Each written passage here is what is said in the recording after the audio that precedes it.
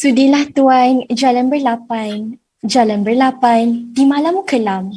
Sudilah tuan, beri ucapan, kata aluan, pemanis kalam.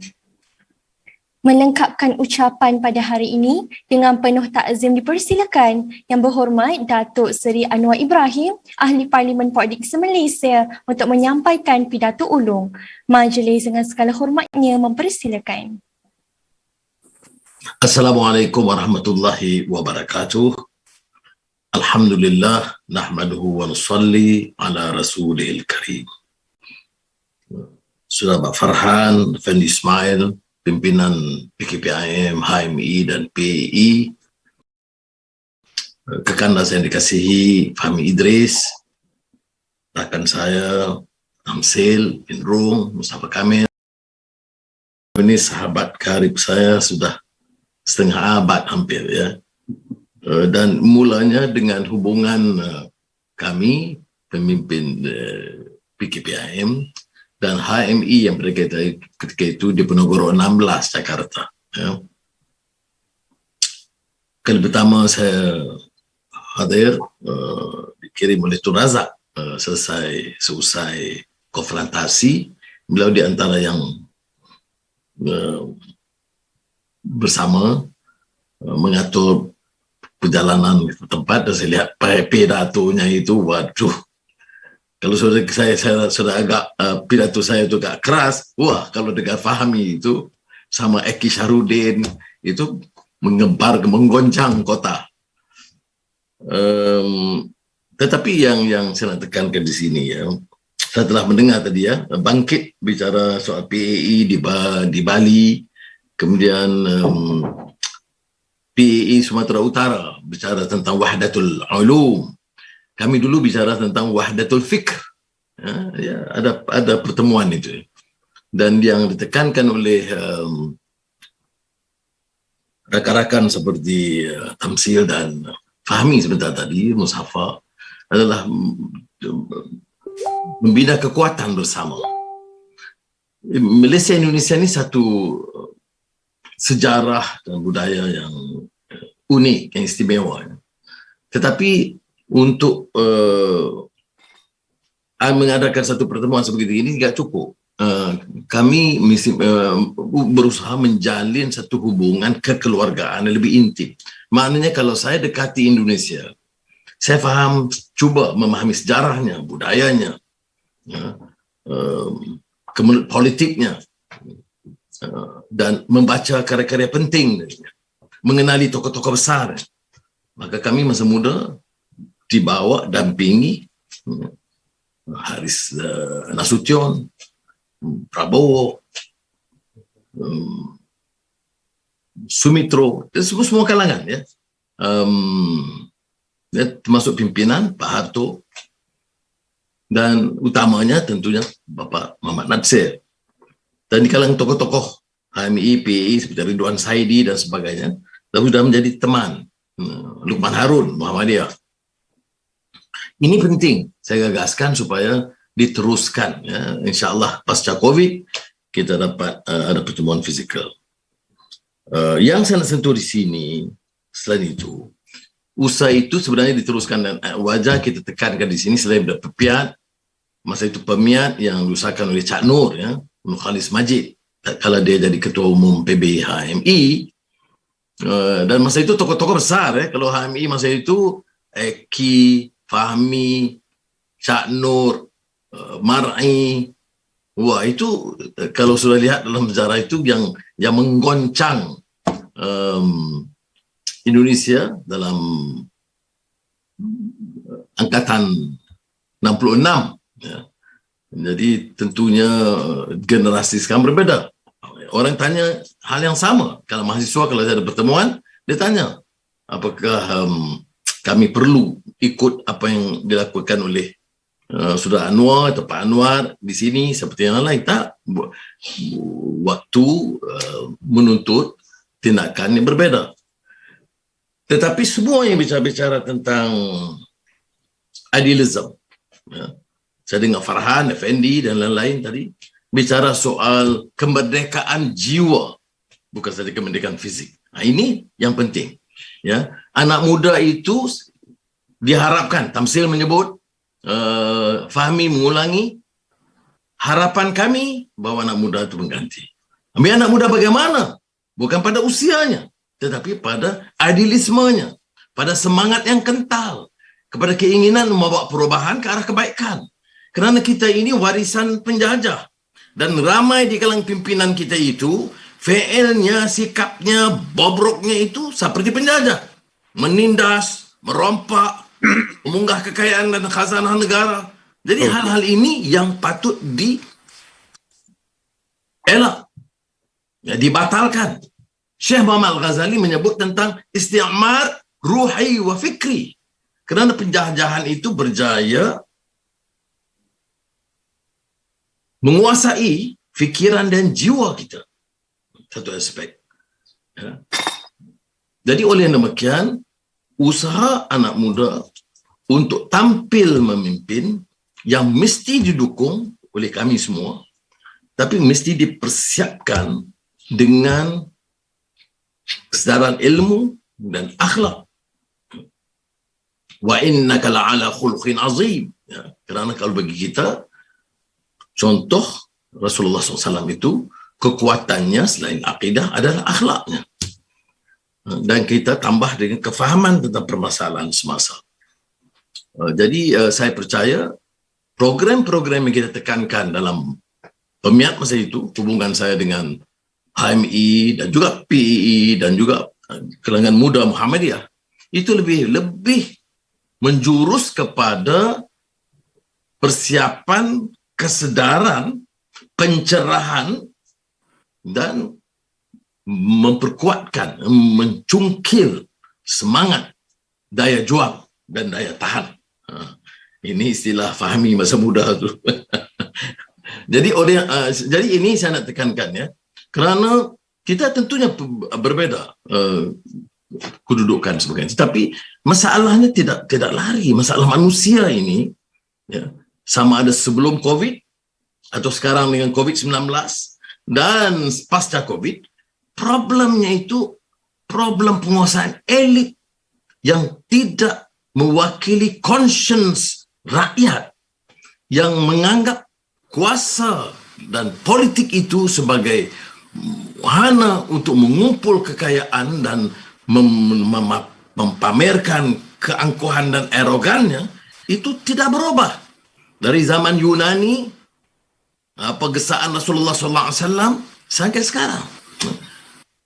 Jadi kita ni anggap oleh demikian saya tekankan keperluan untuk kita menyuntik semangat dan menanam kekuatan dalam diri kita. Kalau tidak, kita sekadar mengganti penjajah, tetapi kalau lihat fi'il dan sosok hampir sama. Cuma orangnya lain, orangnya pribumi sekarang. Dan ini dikupas oleh banyak. Tadi siapa Farhan sebut tentang kupasan atau karya Hussein Al-Attas tentang captive mind. Itu bukan saja di development studies. Jadi ada sikap. Sampai sekarang, hari ini di Malaysia ini ada lagi yang mewakili sosok pandangan tentang pribumi malas.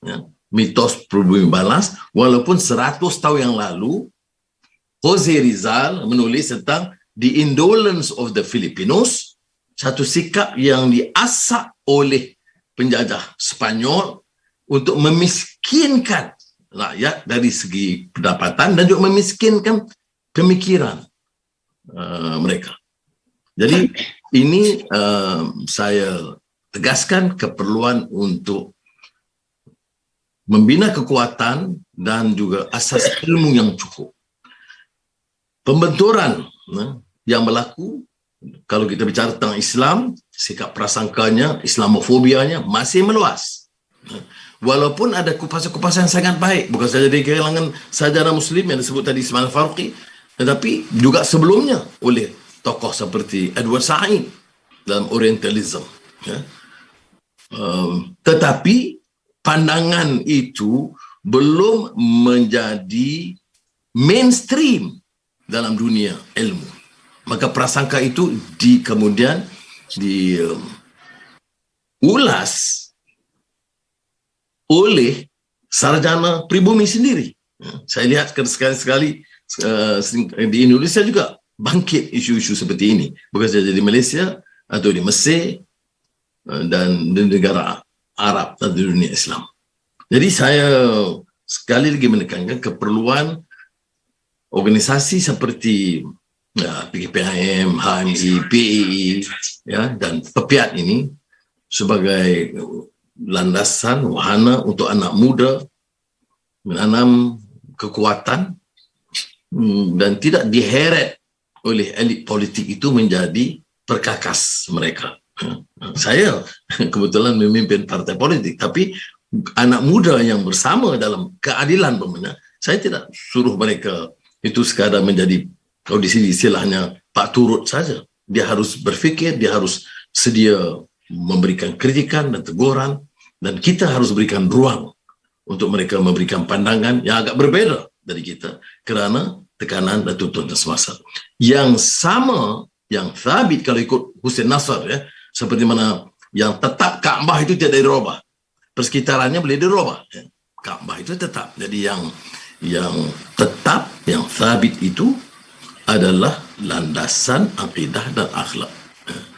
Dan ini dalam menghadapi kegalauan, kekeliruan pemikiran sekarang, kita memerlukan asas ilmu yang lebih mendalam. Akhirul kalam, kerana Fahmi menyentuh tentang percaturan politik mutakhir di Malaysia tentang kuasa, saya faham Fahmi.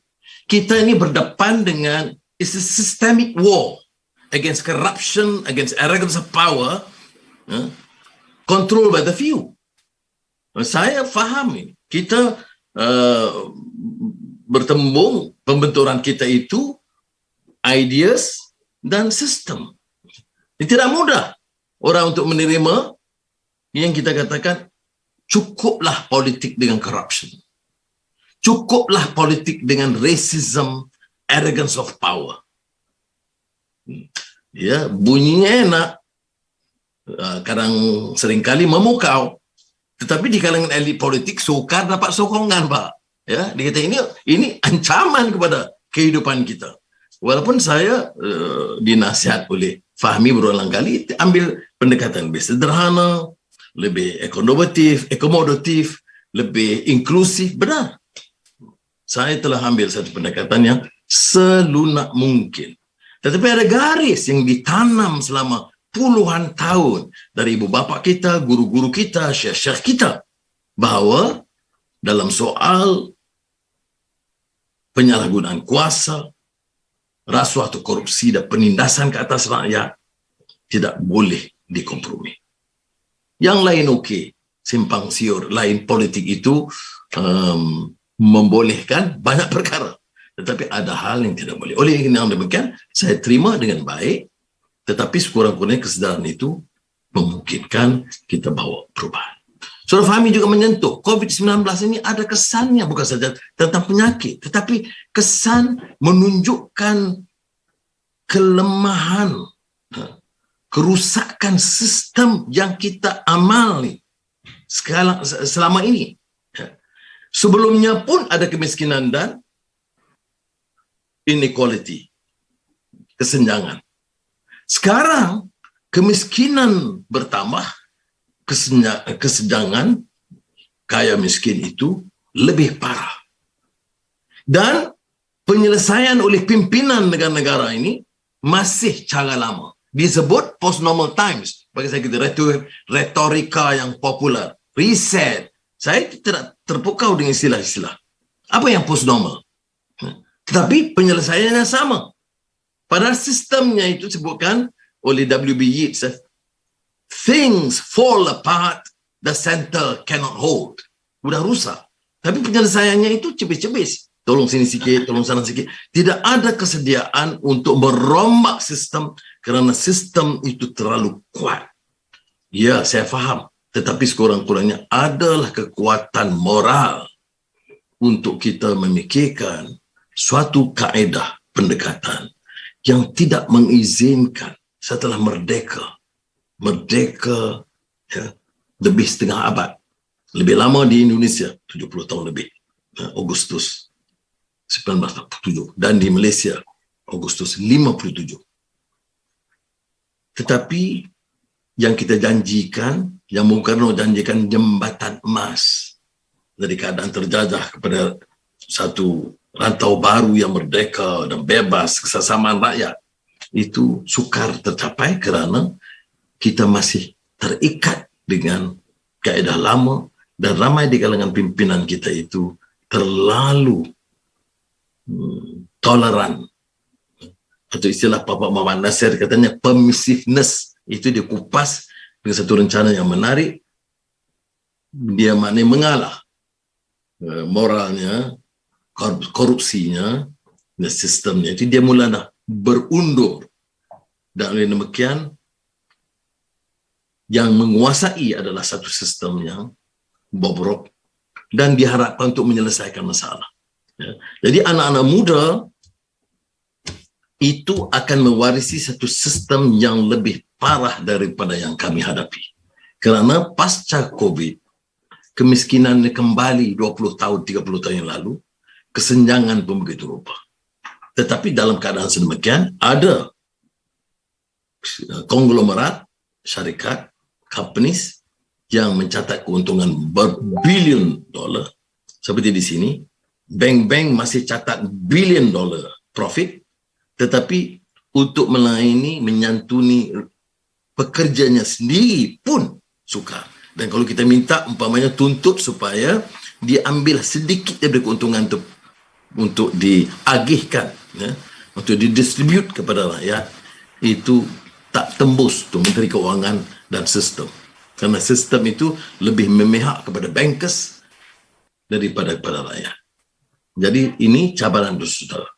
Kalau sedia perkuatkan ini yang sama disebut wahdatul ulum, ataupun kesedaran akhlak dan kekuatan untuk bawa perubahan. Semua Allah Subhanahu Wa Taala memelihara kita, keselamatan kita, kesehatan kita dan negara kita tercinta. Assalamualaikum warahmatullahi wabarakatuh. Waalaikumsalam warahmatullahi wabarakatuh.